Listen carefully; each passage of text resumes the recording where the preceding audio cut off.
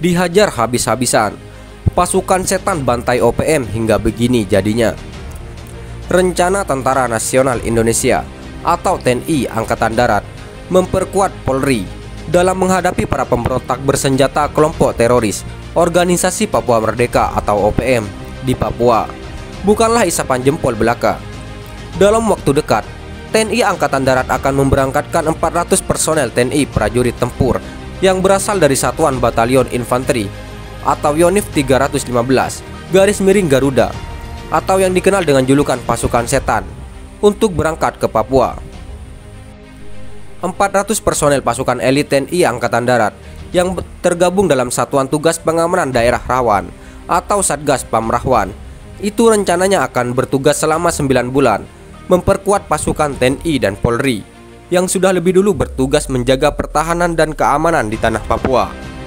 Insya Allah penugasan Yonif 315 garis miring Garuda yang akan berangkat yaitu sebanyak 400 personel, dan yang akan kembali ke Batalion 315 garis miring Garuda pun sebanyak 400 personel, dan direncanakan dalam waktu dekat atau minggu-minggu ini akan segera berangkat dan kembali awal Januari, kata Wasper Kasat Brigjen TNI Hadi Basuki ketika mengunjungi markas Yonif 315 garis miring Garuda.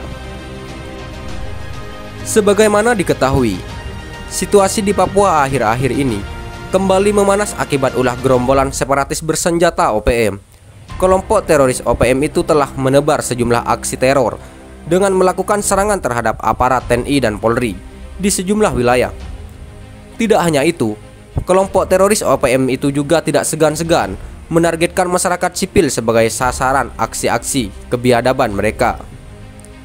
Catatan Viva Militer, dalam 1 bulan terakhir ini, kelompok teroris telah membunuh sejumlah aparat TNI dan Polri di Papua. Kemudian selang beberapa hari berikutnya, satu anggota Brimob Polri yang bernama Baratu Anumerta Komang tewas tertembak dan 2 anggota Korps Brimob lainnya atas nama Ibda Anton Tonapa dan Bribka Muhammad Saifuddin juga terkena tembakan ketika mengejar kelompok bersenjata OPM di distrik Ilaga Utara, Kabupaten Puncak, Papua. Aksi biadab kelompok teroris OPM itu tidak berhenti sampai di situ saja. Mereka juga kerap melakukan intimidasi, bahkan tak segan-segan untuk membunuh sejumlah warga sipil yang dianggap sebagai mata-mata TNI dan Polri. 2 orang prajurit Kostrat TNI Angkatan Darat atas nama Prada Ardi Yudi Ardianto dan Praka Alif tewas akibat diserang sekitar 20 orang tak dikenal di distrik Dekai. Keduanya tewas akibat luka bacok di sekujur tubuhnya, dan senjata 2 personel TNI AD itu dirampas. 2 prajurit Satgas Pamrahwan Yonif Para Rider 432 Kostrat TNI AD itu diduga kuat diserang oleh kelompok teroris OPM.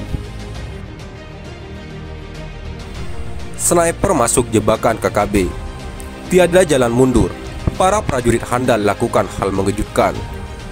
1 pekan setelah KKB menyatakan akan menyerang pekerja pembangunan instalasi telekomunikasi di Papua, kami memperoleh informasi adanya 1 pos KKB di perbukitan yang semula direncanakan sebagai lokasi pembangunan tower jaringan. Informasi ini diperoleh dari laporan masyarakat yang merasa resah dan takut pergi ke kebun mereka. Setelah melakukan pemantauan, informasi tersebut ternyata benar. Dari posisi pos KKB, terlihat sangat jelas terbuka. Saya merasa khawatir ada strategi jebakan. Mereka sengaja menunjukkan keberadaan mereka di tempat terbuka agar kami menyergap mereka dari sisi kiri dan kanan, sedang untuk menyergap dari depan kami akan menjadi santapan peluru mereka. Mereka akan leluasa menembak kami dari posisi mereka. Jam 3 subuh keesokan harinya, saya bersama 2 orang prajurit lainnya bergerak mendekati lokasi. Agar tidak terpantau, sebelum matahari terbit saya harus sudah berada pada posisi jangkauan tembak.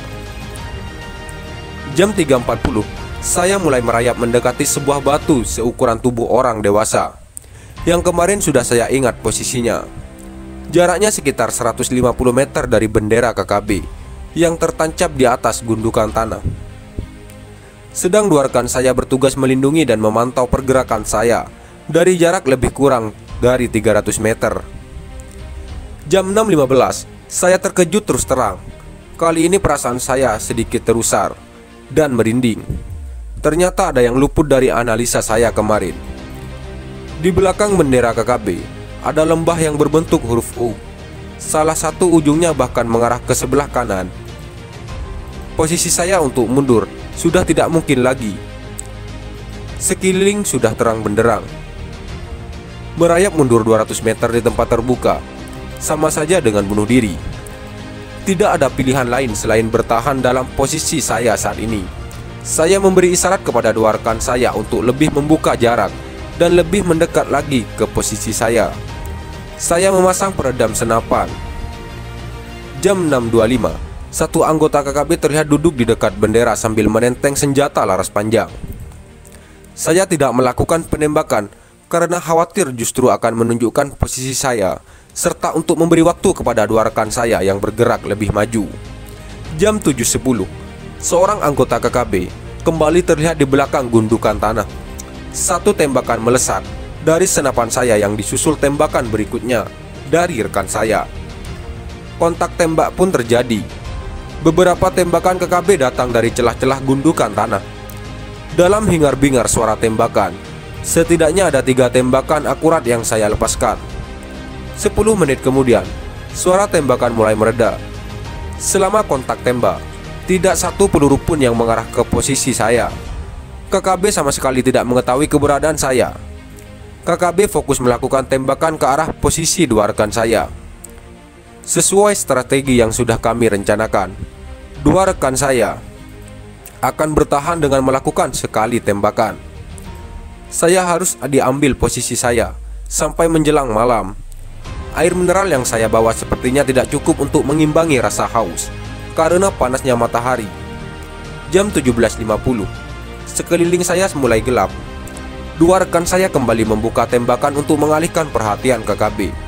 Kontak tembak kembali terjadi. Saya pun berangsur mundur. Jam 18.30, saya sudah bergabung dengan dua rekan saya dan selanjutnya kembali ke pos penjagaan. Video ini melansir dari kanal YouTube. Sekian dan terima kasih. Jika ada salah kata, kami mohon maaf. Jangan lupa like, komen, dan subscribe.